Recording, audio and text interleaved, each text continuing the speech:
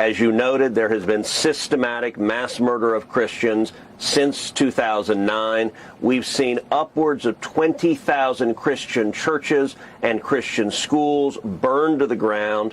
You have Boko Haram and you have other radical Islamic terrorists that are carrying out these mass murders. And infuriatingly, you have far too many government officials that are acquiescing or turning a blind eye to what is going on.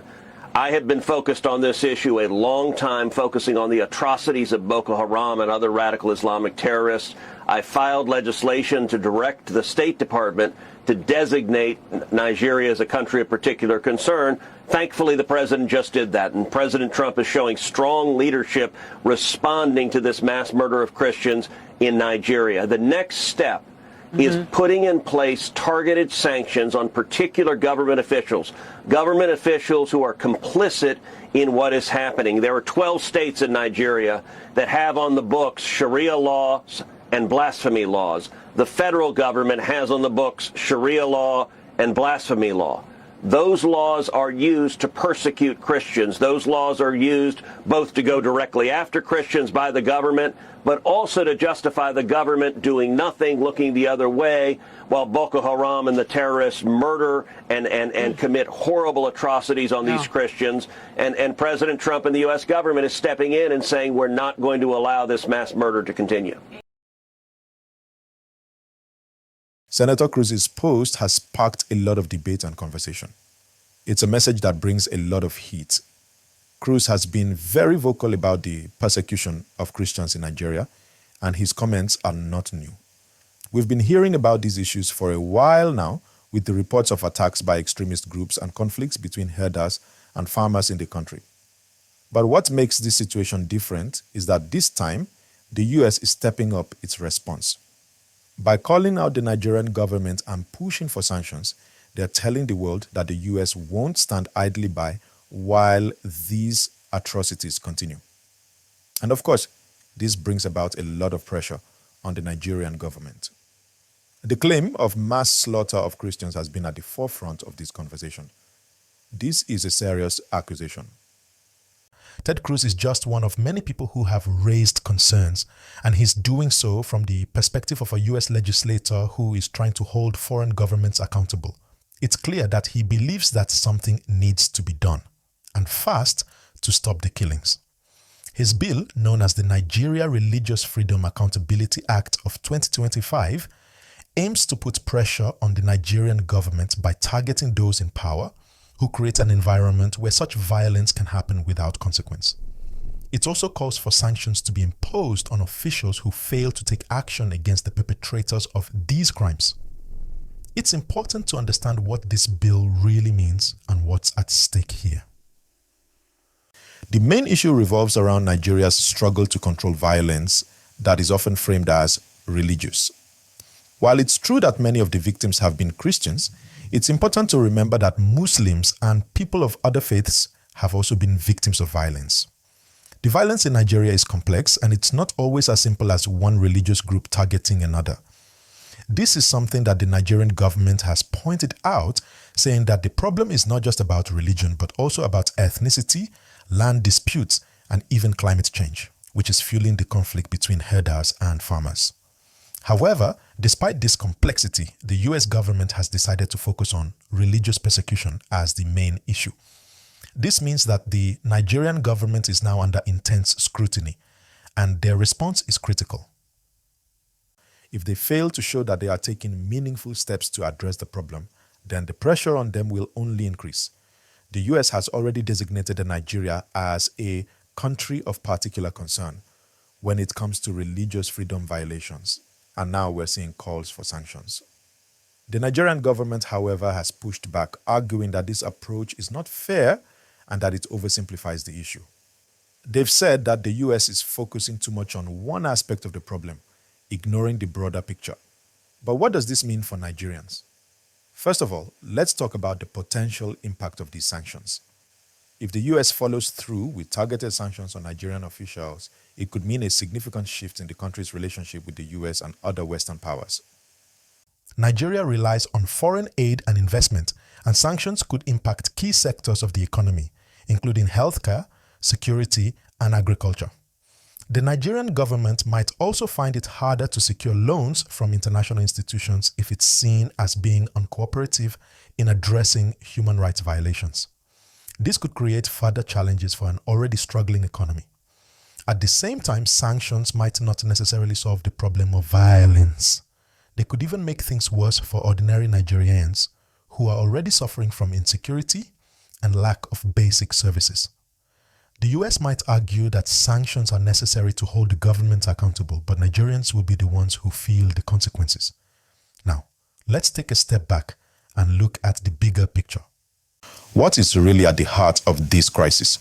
Why is this issue so sensitive? For one, it's about the tension between Nigeria's religious and ethnic groups. Nigeria is home to a large Christian population in the south, a Muslim population in the north, and a mixture of both in the middle. These groups have had a history of conflict, but the violence we're seeing today goes far beyond religion. It's about land, power, resources, and access to security.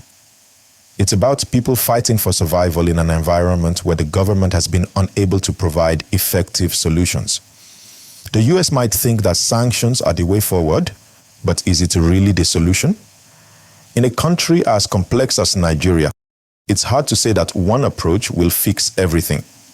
The Nigerian government has acknowledged the need for reform. But reform is a long and difficult process, especially when there's so much at stake. The violence is not just a religious issue, it's a social, political, and economic issue that requires comprehensive solutions. And those solutions must come from within Nigeria, not just from external pressure. So, what can Nigeria do about this? What should the Nigerian government be focusing on to solve this crisis and they avoid further international pressure? For one, they need to improve the security situation. This means investing in the military, police, and local law enforcement, but also ensuring that they are well trained and equipped to handle the unique challenges posed by these conflicts. Nigeria also needs to address the root causes of the violence, including poverty, unemployment, and inequality. These are the issues that fuel the insurgencies, and unless they are tackled head-on, the violence will continue. The Nigerian government must also do more to protect religious minorities, whether Christian or Muslim. Religious freedom is enshrined in Nigeria's constitution, and it's time to take that seriously. Religious leaders and communities must be brought together to build bridges and promote tolerance. There is also a need for greater dialogue between ethnic groups. Nigeria cannot afford to allow divisions to deepen further. This will only make things worse. But as Nigerians, we must also ask ourselves, what can we do to help? We must stand together, Christians, Muslims, and people of all faiths, to call for peace, justice, and accountability. We cannot afford to allow hatred and division to destroy our communities. We must speak out against violence wherever it occurs, and we must hold our leaders accountable, whether at the local or national level. Looking ahead, the question remains, how will this play out for Nigeria, both on the ground and in the eyes of the international community? With the US stepping up its rhetoric and pressing for action, will the Nigerian government be forced to make more concrete changes, or will this pushback escalate tensions between the two nations? One thing we can all agree on is the impact of international pressure. Nigeria, as a key player in Africa, holds strategic importance. The relationships it nurtures with global powers, especially the US, are crucial to its economic and political stability. If the tensions with the US continue to grow, it could affect Nigeria's foreign policy, particularly with other powerful countries that might take advantage of any cracks in Nigeria's ties with the West. What's clear, though, is that the discourse around religious violence in Nigeria is far from simple. The violence that many Christians have faced, often horrific and brutal, is real and undeniable. However, as much as international entities like Senator Cruz and President Trump want to spotlight these atrocities, they also need to consider the larger picture that other groups, including Muslims, have faced similar challenges in the same regions. The violence is not inherently religious in all cases. It often stems from deeper-rooted issues such as ethnicity, resource competition, and insurgency warfare.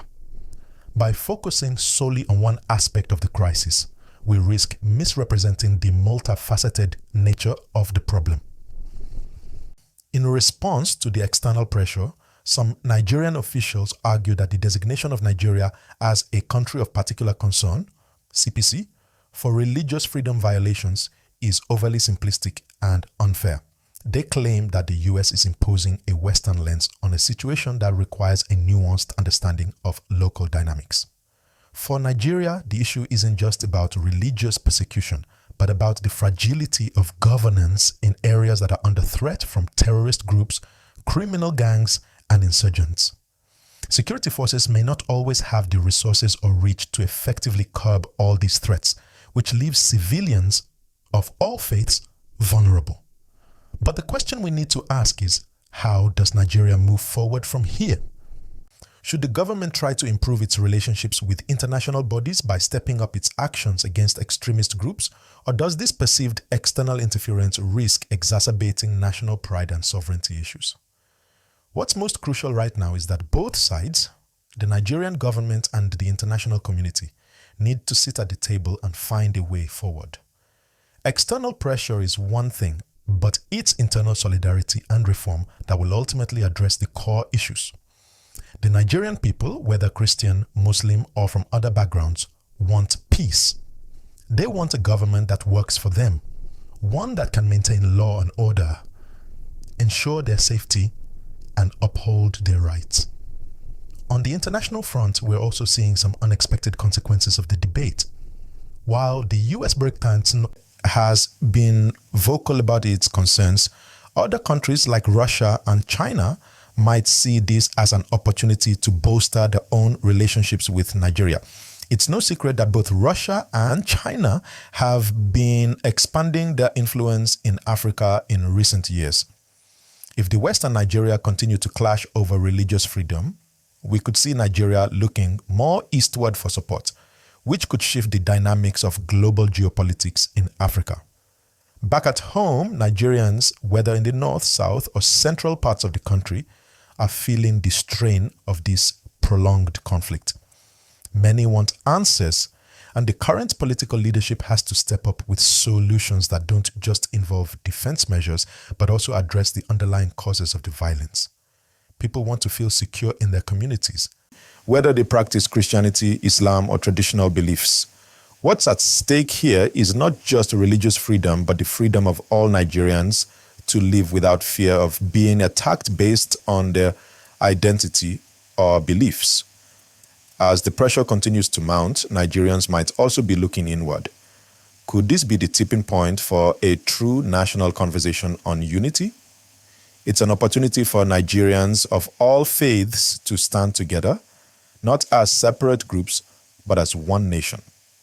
Perhaps in the face of international scrutiny, there's a way forward that prioritizes justice, safety, and unity for all Nigerians. One thing's for sure, the road ahead is not going to be easy. The international spotlight on Nigeria is likely to intensify. And how the Nigerian government chooses to handle this moment will define not only its future relationship with the US, but also its legacy as a leader in Africa. Whether the international community's calls for stronger action are fair or not, Nigeria must demonstrate a capacity for both reform and action. We mustn't allow external criticism to divide us, but use it as an opportunity for growth and change. Nigerians, regardless of religion, deserve to live in peace, to have the freedom to worship, and to know that their government has their back. As for the US and other international stakeholders, they must understand that the reality on the ground is complex. The solutions will not be simple. We all have a role to play in ensuring that we don't exacerbate the situation, but help facilitate long-term peace. Whether through diplomacy, support for local governance, or humanitarian aid, there is much more to be done. So, what's next? How will this story unfold? We're waiting to see what steps the Nigerian government takes next and how the international community will respond. But whatever happens, let's hope it's a step toward a true peace for all Nigerians. I'd love to hear your thoughts on all this. Do you think the US is right to take action against Nigeria over religious freedom, or is it an unfair stance given the complexity of the conflict? Let me know in the comments. And as always, if you enjoyed this analysis, don't forget to like the video and subscribe to the channel so you can stay updated on all the latest developments. I'll be back with more insights and updates, so stay tuned.